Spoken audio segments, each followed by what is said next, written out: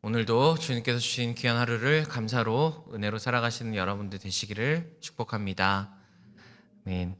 오늘 시편은 탄원시입니다. 보통 탄원시는 어려운 상황 가운데 하나님께 마치 내 마음을 다 이렇게 토로하듯이 하는 시인데요. 악인들이 득세하는 가운데 하나님께 기도하는 내용으로 볼 수 있습니다. 배경을 정확히 추정하기는 어렵지만 오늘 시편 내용을 전체적으로 볼 때 이스라엘의 내부에 있는 어떤 권력자들, 재판관이나 또 지도자들이 타락해서 과부나 나그네 또 고아들 이런 사실 사회적 약자들을 율법에서는 이제 보호하고 또 도와줘야 된다라고 이야기하시지만 이들은 합법을 가정한 폭력으로 이들을 억압하는 시대를 배경으로 하고 있습니다. 사회적으로 이렇게 어두운 세상 속에서 권력자들이 타락하여서 힘들게 살아가는 상황 속에서 사실 할 수 있는 게 오직 하나님께 기도하는 것밖에 없었을 것입니다. 이들이 기도하며 의지하는 하나님은 어떤 하나님인가? 우리 1절 말씀 한 번 더 같이 읽겠습니다. 여호와여 복수하시는 하나님이여 복수하시는 하나님이여 빛을 비추어 주소서. 이들의 하나님은 복수하시는 하나님이라고 고백합니다. 오늘 설교의 제목이기도 합니다. 굉장히 하나님 앞에 복수라는 단어가 어울리지 않는 것 같은 느낌인데, 왜냐하면 사실 복수는 좋은 의미일까요? 나쁜 의미로 쓰이나요? 내가 누군가에게 복수한다 그러면 보통은 말리죠. 네. 왜냐하면 우리에게 복수는 어떤 내가 당한 것에 대한 어떤 그 감정적인 상황과 내가 똑같이 갚아주겠다. 저 사람도 나와 같이 내가 갚아주겠다라는 어떤 울분과 분노의 감정을 복수라고 하기 때문입니다. 그런데 하나님의 복수는 악인들에게 형벌을 주고 또 의인들에게 보상을 주는 공의로운 재판과 심판을 의미합니다. 사람의 재판관은 지금 타락해 있지만 하나님의 심판과 하나님의 재판은 공의로운 재판이라는 것이죠. 하나님의 언약의 질서를 회복하는 재판으로서의 복수를 하나님께서 행하여 주신다. 그러니까 우리의 억울함을 아시고 세상에서의 어떤 심판과 재판에서는 정말 말도 안 되는 어떤 심판이 내려졌지만, 결과가 내려졌지만 하나님께서 다시 나타나셔서 우리의 어떤 상황들을 다시 한번 판단하시고 또 그것에 대해서 갚아주시는 하나님이라는 것입니다. 지금 이들의 상황은 굉장히 어둡지만 하나님의 빛이 반드시 이 땅 가운데, 이 어둠 가운데 비춰져서 하나님이 다 보고 계시고 결국은 우리에게 갚아주실 것이라는 확신이 있었습니다. 오늘 우리에게도 억울한 일 많고 어려운 상황들 많을지라도 우리에게도 여전히 하나님은 다 갚아주시는 복수의 하나님이신 줄로 믿습니다. 악인들은 이 사실을 망각했습니다. 우리 7절 말씀 함께 읽겠습니다. 말하기를 여호와가 보지 못하며 야곱의 하나님이 알아차리지 못하리라 하나이다. 악인들은 백성을 짓밟고 소유를 빼앗고 과부와 나그네, 고아를 죽이는 악행을 저지르면서 이렇게 말하고 있습니다. 하나님은 못 본다. 하나님은 우리의 악행을 알아차리지 못한다 라고 이야기하고 있는 것입니다. 그런데 말씀을 잘 보면 이 고백이 지금 악인들이 하고 있는 고백인데 하나님을 뭐라고 고백하냐면 여호와, 야곱의 하나님이라고 악인들이 고백하고 있는 거예요.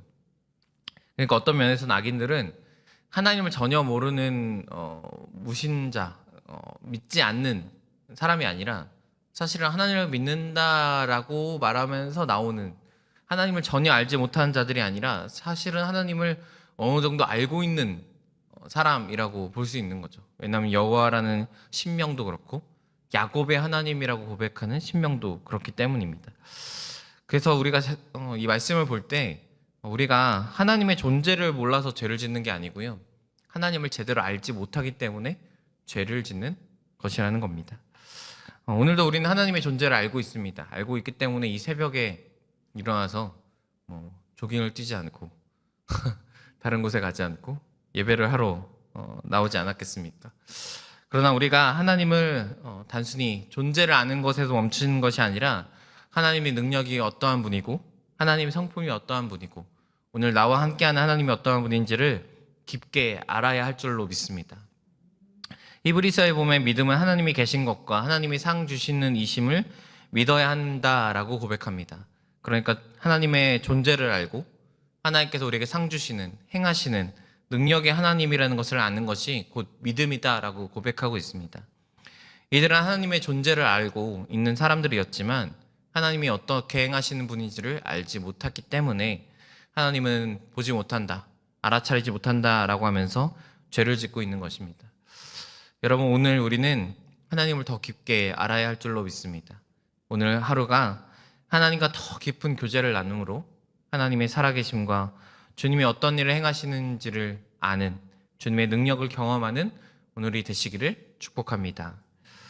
시편 기자들은 이 악인들의 말에 이렇게 반박합니다. 9절 말씀 함께 읽겠습니다.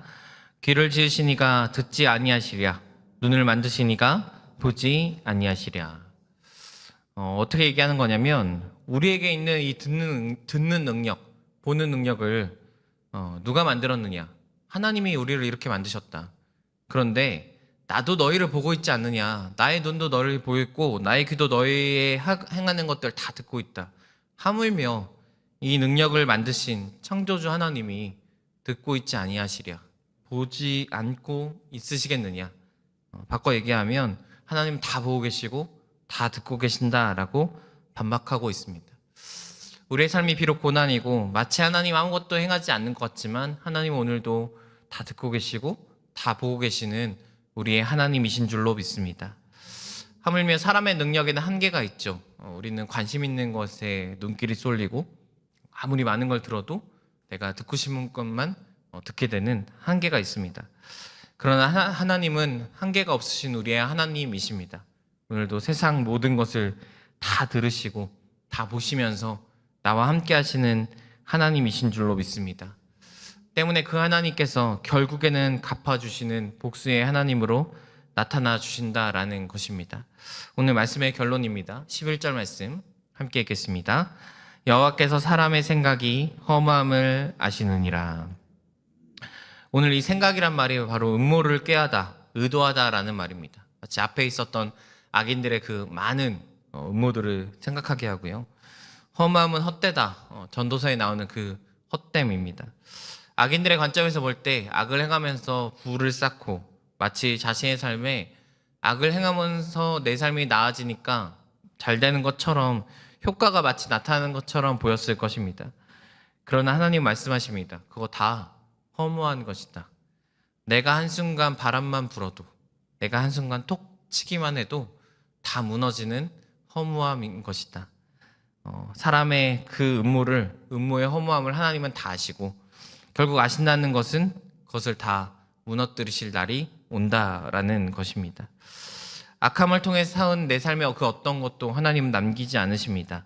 오직 하나님께 남는 것은 주님 앞에 드려진 것, 그것이 주님 앞에 영원히 남게 되는 줄로 믿습니다.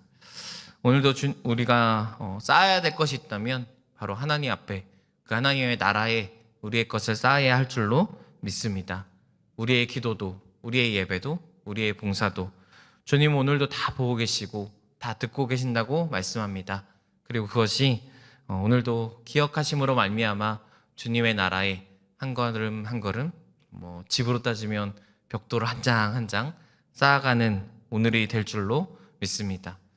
억울한 일, 고난도 결국은 다 갚아주시는 우리의 하나님을 기억하시면서 오늘도 기쁨으로 승리하시는 여러분들 되시기를 축복합니다. 기도하겠습니다.